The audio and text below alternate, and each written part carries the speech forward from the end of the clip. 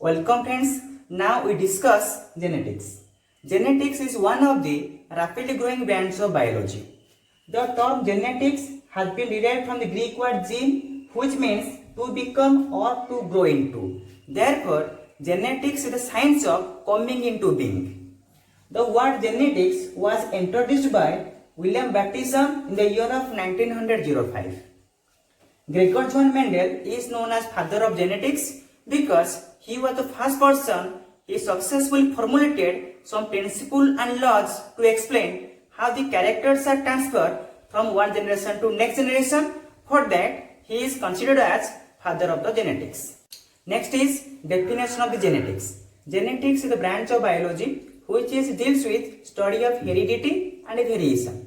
So to understand genetics, it is very much crucial to understand what is heredity and what is variation. So first come to the heredity. The process of transfer of the characters from one generation to next generation is known as heredity, or the process of transfer of the characters from the parents to offspring is known as heredity. Now we have discussed heredity at the molecular level. This is the father, this is mother. Father having 46 chromosomes, mother having 46 chromosomes. Here we are explaining the case of human. According to Human Genome Project data, a single cell of human being contains around 50,000 of genes.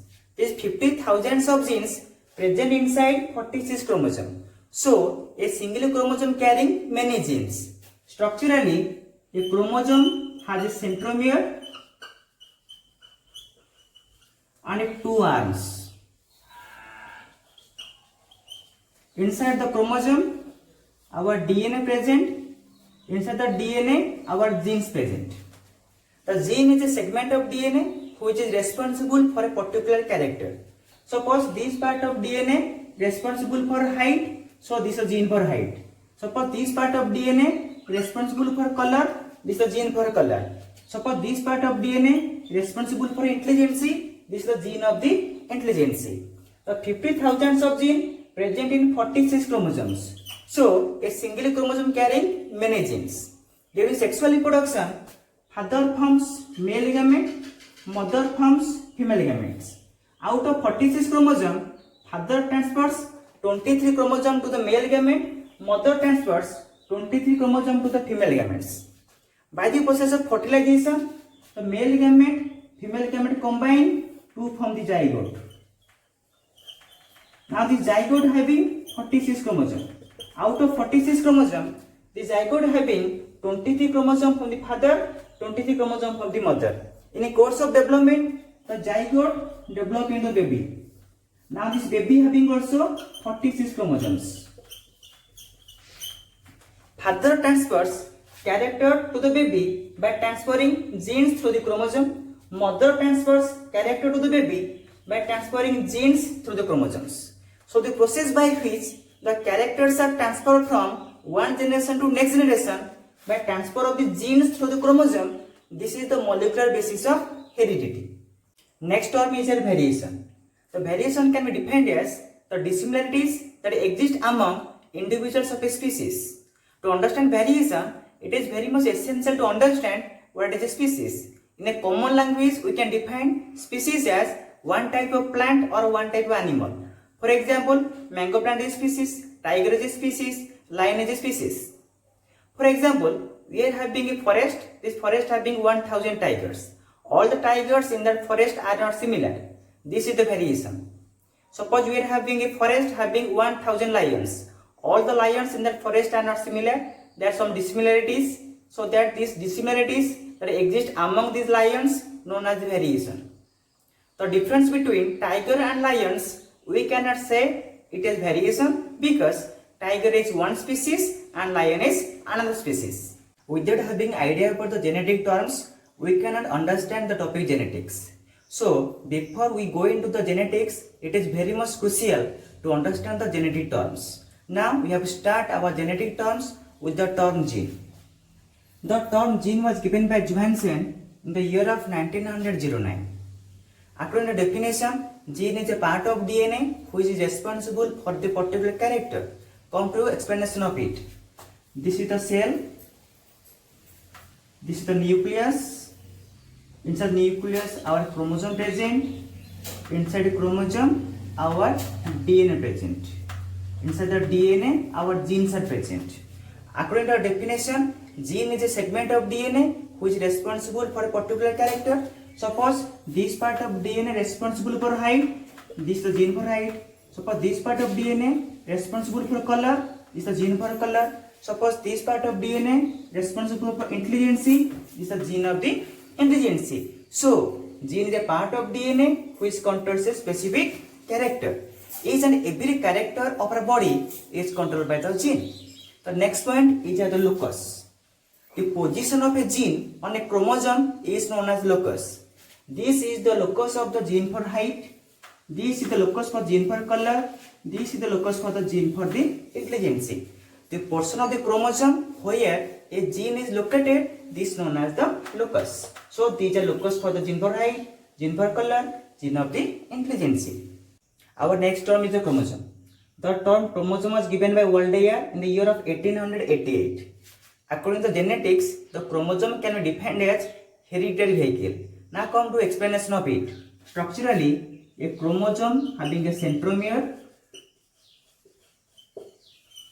and two arms. Inside the chromosome, our DNA present, and inside the DNA, our genes are present. These are the genes, gene 1, gene 2, gene 3, gene 4, etc. As you know, the genes are the hereditary unit. Being the genes are present inside the chromosome, when a chromosome transfer from one generation to next generation or from parents to the baby, it carries genes along with it. Therefore, we say the chromosome as the hereditary vehicle. According to biochemistry, chromosome is a complex of DNA and protein. This is the DNA and the chromosome also contains protein. The amount of DNA and protein in the chromosome is about 50 and 50. So, a chromosome contains 50% protein and 50% of DNA. According to structural comparison, chromosomes are two types, homologous chromosomes and heterologous chromosomes. When two chromosomes are having similar structure and morphology known as homologous chromosome, whereas when two chromosomes are having dissimilar structure and morphology known as heterologous chromosomes. Let's explain this. This is father, this is mother. Father having 46 chromosomes, mother having 46 chromosomes. During sexual reproduction, father forms male gamete, mother forms female gamete. Out of 46 chromosomes, father transfers 23 chromosomes to the male gamete, mother transfers 23 chromosomes to the female gamete. Out of 23 chromosomes who are present in our male gamete, which is the largest most is known as chromosome number 1, then smaller chromosome number 2, then smaller chromosome number 3, then so on. Technically, the father side is known as paternal side. So, the largest chromosome known as paternal 1, then smaller paternal 2, then smaller paternal 3, so on. During sexual reproduction, mother forms female gamete. Out of 46 chromosomes, mother transfers 23 chromosomes to female gamete. Then which is the largest chromosome that presents female gamete is known as chromosome number 1, then smaller chromosome number 2, then smaller chromosome number 3, so on. The mother side is known as maternal side. Technically, we can say the largest chromosome is maternal 1, then smaller maternal 2, then smaller maternal 3, etc. By the process of fertilization, male gamete fertilizes female gamete to form the zygote. Zygote having now 46 chromosomes. Out of 46 chromosomes, 23 chromosomes have been come from the father and 23 chromosomes have been come from the mother. 23 chromosomes that have been come from the father can retain as P1 to P23, whereas 23 chromosomes that have been come from the mother can retain as M1 to M23. Structurally, the P1 is similar to M1, so P1 or chromosome number 1 of the father that is similar to chromosome number 1 of the mother. P1 and M1 are homologous. Similarly, the paternal 2 is identical to maternal 2. So, paternal 2 and maternal 2 are homologous chromosomes. then paternal 3, maternal 3 are also homologous chromosomes. Next come to heterologous chromosomes. When two chromosomes are having dissimilar structure and morphology, known as heterologous chromosome. Let's example, paternal 1 and maternal 4. Structurally, paternal 1 is larger and maternal 4 is the smaller one. So paternal 1 and maternal 4 are heterologous chromosomes. As like that, our sex chromosome, one is the X chromosome, which is the larger one, then smaller is the Y chromosome. Then X chromosome and Y chromosomes are also heterologous chromosome because there are some structurally dissimilarities. The next term is alleles. Now come to definition of alleles. According to definition, alleles can be defined as the different forms or variants of a gene controlling different forms of the same character and occupying same locus in a homologous chromosome pair. Now we explain this by taking height as the character. The character height having two alternative forms. One is tall, second one is the dwarf. Suppose capital T is a form of the gene height which controls the tallness, and small t is a form of the gene height which controls the dwarfness. Capital T and small t, these are two forms of the gene height, one controlling tallness, then another controlling the dwarfness. According to the definition of alleles, alleles are alternative forms of a gene. So capital T and small t are the two alternative forms of the gene height, and they should occupy same locus in a homologous chromosome pair. Suppose the gene of height present in homologous chromosome pair 1. Homologous chromosome pair 1 is consist of paternal 1 and maternal 1. Let capital T present in the paternal 1 at this position, and small t should be present at a respective position in the maternal 1. So capital T and small t occupying same loci. So according to definition, alleles can be defined as alternative forms of this gene occupying same locus in a homologous chromosome pair. So capital T is allele to small t allele to capital T, because allele means belongs to each other. Next point is the allele. One member of the allelic pair is known as allele. So capital T is a allele, small t is a allele, capital T and small t known as allelics or allelomorph. Now we have to deal with homozygous and heterozygous condition. According to the concept of classical genetics, every organism possesses two alleles of a gene for every character. If an individual having two identical alleles for a particular character is said to be homozygous for that character, if an individual having two dissimilar alleles for a particular character is said to be heterozygous for their character. Now we explain with the example. Suppose an individual is tall and having two alleles for height. If these two alleles are capital T means capital T are similar. So this individual is homozygous for height or is homozygous tall. Suppose we are having an individual who is dwarf and having the two alleles of height. These two alleles are small t and small t. Now these two alleles are similar. This individual is homozygous dwarf. An individual who is black and having two alleles for the color capital T. These two alleles are similar. So this individual is homozygous black or homozygous. Next come to the heterozygous condition. An organism with two dissimilar alleles for a particular character is said to be heterozygous for that character. Suppose an individual who is tall and having the two alleles for height, one is capital T, second is small t.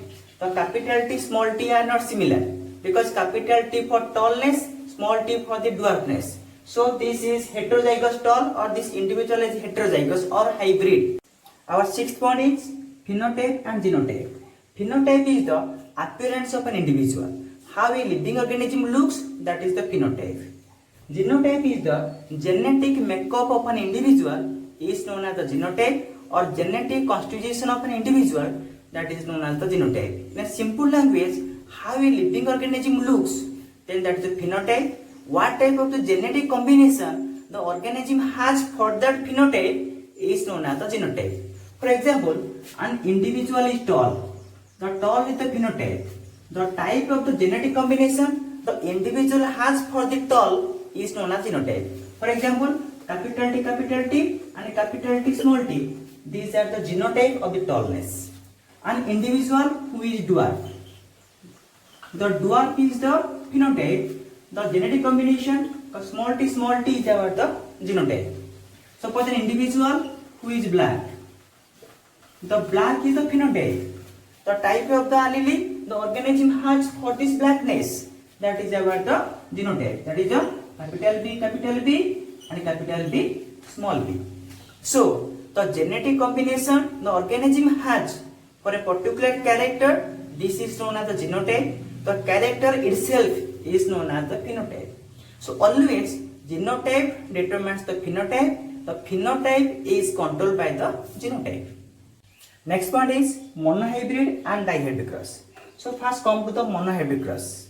The genetic cross which involves inheritance of a single pair of contrasting characters is known as the monohybrid cross. We will explain this by taking example of height as a character. The character height having two alternative forms. One is tall, second one is the dwarf. Through the monohybrid cross, we can explain how tall and dwarfs are two forms of height that transfer from one generation to next generation. For example, father is homozygous tall,